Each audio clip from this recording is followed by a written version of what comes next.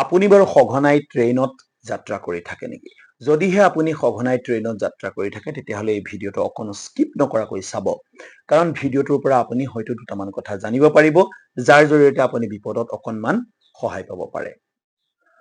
আপুনি যদি খুব সঘনাই ৰেলত যাত্ৰা কৰে, নিশ্চয় এনেকুৱা পৰিস্থিতিৰ আপুনি কেতিয়াবা সন্মুখীন হৈছে যে অকণমান সময়ৰ ব্যৱধানৰ কাৰণে, ধৰি লওক 10 মিনিট, 5 মিনিট বা 1 মিনিট, 2 মিনিট বা 10-15 ছেকেণ্ডৰ কাৰণেও হয়তো ট্ৰেইনখন আপোনাক এৰি থৈ গুচি গ'ল আৰু আপুনি ট্ৰেইনখন ধৰিব নোৱাৰি তাতে বিপাঙত পৰিলে।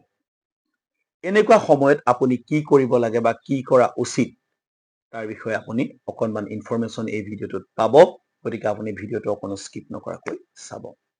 এনেকুৱা এটা পৰিস্থিতি মোৰ হৈছিল গুৱাহাটীৰ ৰেলৱে জংচনত। মই কিবা কামত গুৱাহাটীৰ পৰা ঘৰলৈ আহি থাকোঁতে হঠাৎ মোৰ হাতখনত অলপমান গাড়ীতে দুখ পালোঁ। দুখ পাই পেলাই তাৰ পৰা মোৰ ব্লিডিং হ'ল আৰু লগে লগে মই ফাৰ্মাচীত সোমাই দৰৱ কিনিবলগীয়া হ'ল।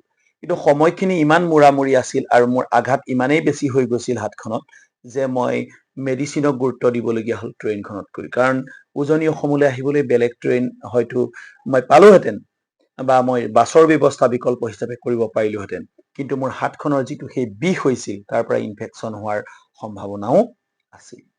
তেনেকুৱা পৰিস্থিতিত মই আহি ৰেলৱে ষ্টেচন জংচন সোমালোহি আৰু সোমাওঁতেই গম পালোঁ যে ঠিক 10-15 ছেকেণ্ড মানৰ ব্যৱধানত ট্ৰেইনখন তাৰ পৰা গুচি গৈছে। লগে লগে মই ৰেলৱেৰ এনকুৱাৰীলৈ আহিলোঁ। আহি তাত সুধিলোঁ যে এতিয়া কি কৰিব পৰা যাব, ট্ৰেইনখনৰ পিছত কিবা স্পীডত চলা ট্ৰেইন আছে নেকি যিখন গৈ মই মোৰ ইতিমধ্যে গুচি যোৱা ট্ৰেইনখন ধৰিবগৈ পাৰোঁ। তেতিয়া মোক ৰেলৱে ষ্টেচনত জনালে যে এখন মাত্ৰই ট্ৰেইন আছে, সেইখন হ'ল ৰাজধানী এক্সপ্ৰেছ। ৰাজধানী এক্সপ্ৰেছ কোনো অৰ্ডিনেৰী ট্ৰেইন নহয়, তাৰ সকলো বগিয়েই হ'ল AC আৰু তাৰ পৰা হঠাৎ যদি মই এখন টিকট লওঁ গুৱাহাটীৰ পৰা শিৱসাগৰ জিলাৰ আমগুৰিলৈ, মোক প্ৰায় 6200 নে 6500 মান টকা লাগে, যিটো মোৰ এফৰ্ডেবিলিটিৰ ওপৰত, কাৰণ ইমান টকা দি মই আহিবলৈ যথেষ্ট অসুবিধা, এখন কাৰেই মই ভাড়া কৰি আহিব পাৰোঁ গুৱাহাটীৰ পৰা। গতিকে লগে লগে মই ৰেলৱে এনকুৱাৰীত সুধিলোঁ যে তাৰ মোক এটা উপায় দিয়ক বুলি মই সুধিলোঁ, ৰিকুৱেষ্ট কৰিলোঁ। আৰু লগে লগে এনকুৱাৰী কাউণ্টাৰৰ পৰা ক'লে যে আপুনি ৰাজধানী এক্সপ্ৰেছ আধা ঘণ্টাৰ পিছত আহি আছে, আপুনি ৰাজধানী এক্সপ্ৰেছৰ TTৰ সৈতে কথা বতৰা পাতক, পাতি আপুনি উপযুক্ত পইচা দি যদি পাৰে গুচি যাওক। গতিকে তেখেতসকলৰ সিমানলৈকে দায়বদ্ধতা আছিল, নিজৰ কামখিনি কৰিলে, কিন্তু মই বিমূৰত পৰিলোঁ। কাৰণ ৰাজধানী এক্সপ্ৰেছত মই খুব 2-3 বাৰ মান উঠিছোঁ আৰু তাৰ আদব কায়দাবোৰ ইমান বেছি মোৰ নখদৰ্পণত নাই, বা TT ক'ত থাকে মই এই কথাবিলাক মই নাজানো। গতিকে মই ৰেলৱে TTক গৈ পেলাই তলত থকা এজন ৰেলৱে TTক, অৰ্থাৎ প্লেটফৰ্মত থকা এজন TTক মই লগ পালোঁ। তেতিয়া ক'লে যে ইমান নম্বৰৰ ডবাতে আপুনি বিচৰা মানুহকেইজন আছে।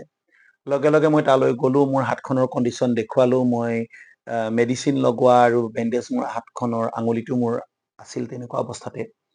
তেখেতসকলক মোৰ কণ্ডিশ্যনটো ভালকৈ ক'লোঁ যে মই খুব জৰুৰীত আছোঁ, পিছদিনা মোৰ কাৰ্যক্ষেত্ৰলৈ যাব লাগে।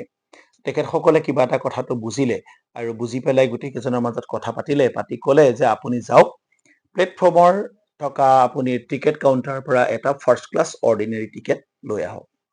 মইতো ভাবি বিমূৰত পৰিলোঁ, এইটো কেনেকুৱা ফাৰ্ষ্ট ক্লাছ অৰ্ডিনেৰী টিকেট। লগে লগে মই গুগল উলিয়াই চালোঁ, গুগলত পালোঁ যে ফাৰ্ষ্ট ক্লাছ অৰ্ডিনেৰী টিকেটটো হ'ল এনেকুৱা এটা টিকেট যিটো টিকটত ACৰ সুবিধা দিয়া নাযায়, কিন্তু সাধাৰণতে যিটো ৰিজাৰ্ভেশ্যন ডবা বা ৰিজাৰ্ভেশ্যনৰ ফেচিলিটি থাকে নন ACৰ, সেই ফেচিলিটিখিনিতকৈ কিছুমান বেছি ফেচিলিটি তাত দিয়া যায়। তাৰপিছত মই বিলম্ব নকৰি ৰেলৱেৰ টিকেট কাউণ্টাৰলৈ আহিলোঁ আৰু তাৰ পৰা এখন মই টিকেট ল'লোঁ, ফাৰ্ষ্ট ক্লাছ অৰ্ডিনেৰী টিকেট, যাৰ দাম ল'লে 600 টকা, আৰু ক'লে যে হয়তো ট্ৰেইনত আপোনাক এক্সট্ৰা 600 মান টকা চাৰ্জ কৰিব পাৰে। সেইটো মোৰ কাৰণে বৰ ডাঙৰ কথা নাছিল।